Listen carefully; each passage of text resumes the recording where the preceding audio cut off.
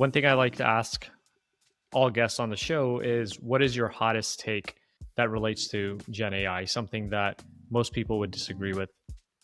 Oh, the obvious one is that open source models, I think, there are almost no good use cases for those that will survive in the long term. Not because they're open source, but because it's better to have a big company around them that helps make them really good.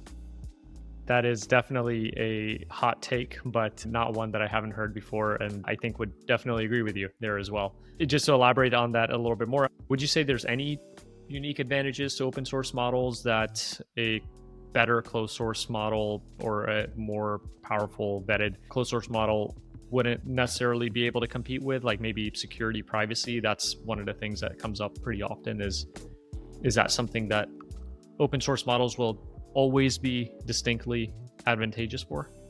I don't think so.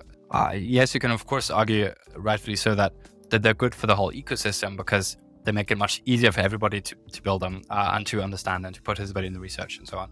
But security is really hard. You really want a company that has a lot of skin in the game when you want to rely on them for security products.